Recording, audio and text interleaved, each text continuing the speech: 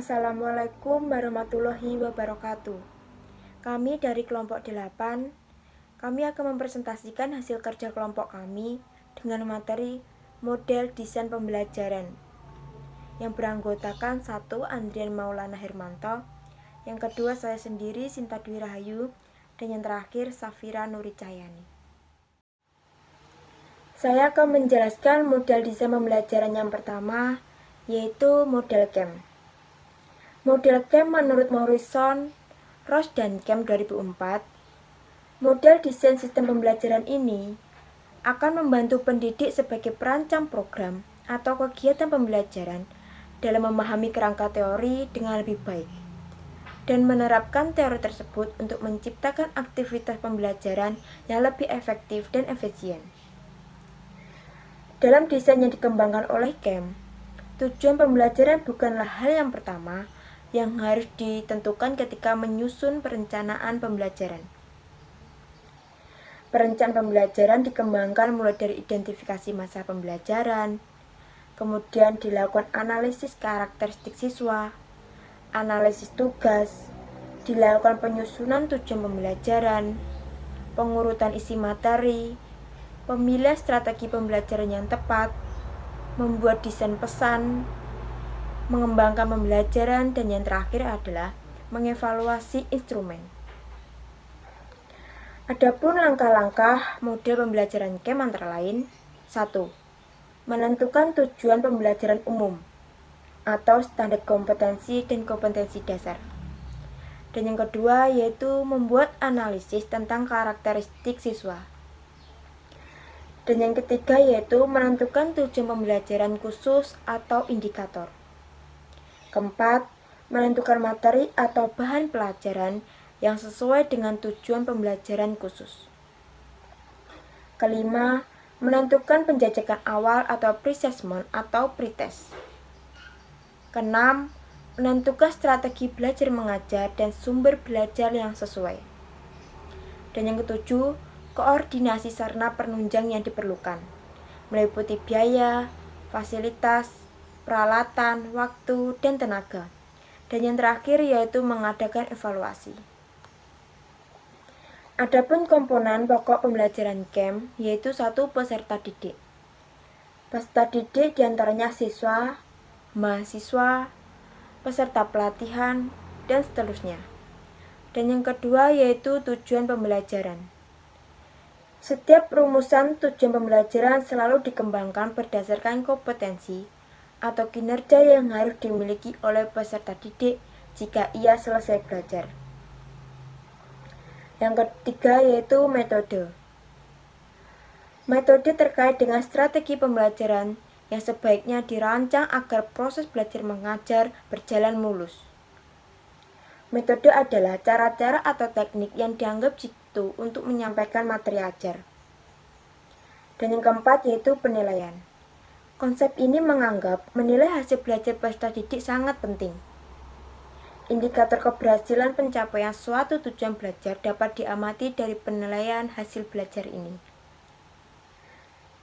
Yang terakhir yaitu kelebihan dan kekurangan model pembelajaran CAM. Kelebihan. Dalam model pembelajaran CAM, di setiap melakukan langkah atau prosedur terdapat revisi terlebih dahulu.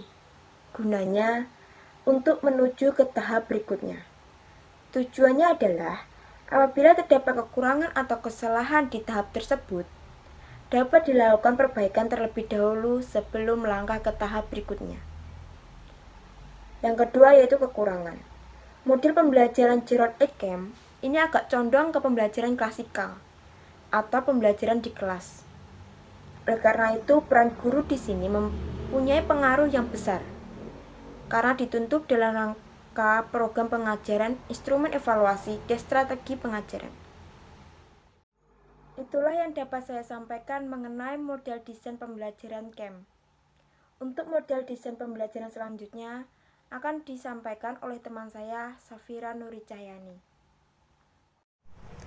Baik, saya Safira Nuri Cahyani akan menjelaskan mengenai desain model pembelajaran model Benetti. Model Benetti dikembangkan pada tahun 1968 oleh Bella H. Benetti. Model yang dikembangkannya ini berorientasi pada hasil pembelajaran, sedangkan pendekatan yang digunakan adalah pendekatan sistem, yakni pendekatan yang didasarkan pada kenyataan bahwa kegiatan belajar mengajar merupakan suatu hal yang sangat kompleks, terdiri atas banyak komponen yang satu sama lain harus bekerja sama secara baik untuk mencapai hasil yang sebaik-baiknya. Tahapan model desain pembelajaran Benetti. Tahap pertama yakni merumuskan tujuan. Tahap kedua adalah maksud sistem. Tahap ketiga adalah spesifikasi tujuan yang dapat dikerjakan oleh peserta didik setelah menyelesaikan proses belajar dan merupakan tujuan yang bermanfaat bagi peserta didik. Kemudian ada tes acuan patokan. Kemudian tahap kedua adalah mengembangkan tes. Mengembangkan tes yang didasarkan pada tujuan yang diinginkan dan digunakan untuk mengetahui kemampuan yang diharapkan didapat sebagai hasil dari pengalaman belajarnya. Tahap ketiga yakni menganalisis kegiatan belajar. Dalam menganalisis kegiatan belajar menggunakan hasil mengembangkan tes yang dilakukan pada tahap kedua, yaitu berupa kemampuan awal siswa. Kemampuan awal siswa dianalisis atau dinilai. Pada tahap ini dirumuskan untuk yang pertama menentukan tugas belajar, yang kedua adalah menilai kompetensi masukan, yang ketiga adalah melakukan tes masukan, yang keempat adalah mengidentifikasi dan karakterisasi tugas-tugas belajar yang aktual.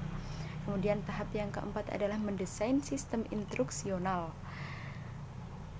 Tahap mendesain sistem instruksional merupakan penentuan metode dan media instruksional yang meliputi yang pertama adalah analisis fungsi, isi, dan urutan, kedua analisis komponen, yang ketiga adalah distribusi fungsi antar komponen, yang keempat penjadwalan, yang kelima metode yang diidentifikasi dapat lebih dari satu. Tahap yang kelima adalah melaksanakan kegiatan dan mengetes hasil. Dalam tahap dan melaksanakan dan mengetes hasil ini, sistem yang sudah didesain sekarang dapat diuji cobakan atau dites dan dilaksanakan. Tahap yang keenam adalah mengadakan perbaikan berdasarkan hasil yang diperoleh dari interpretasi dan hasil uji coba revisi dilakukan dari revisi kecil sampai revisi total. Kelebihan dan kekurangan model Benetti. Kelebihannya adalah yang pertama menganalisis dan merumuskan tujuan dengan baik, yang kedua adalah mengembangkan kriteria tes yang sesuai dengan tujuan yang hendak dicapai, yang ketiga adalah menganalisis dan merumuskan kegiatan belajar, yang keempat adalah mengadakan perbaikan dan perubahan, yang kelima langkah-langkahnya hanya sedikit sehingga kita bisa lebih efektif untuk membuatnya.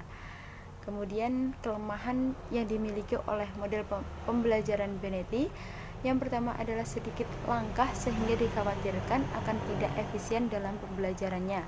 Yang kedua adalah model cenderung lebih fokus pada materi yang belum dikuasai oleh peserta didik sehingga mengabaikan materi yang sudah dipelajari yang bisa lupa apabila tidak pernah dikaji lagi. Terima kasih, sekian dari saya. Kemudian akan dilanjutkan oleh rekan saya.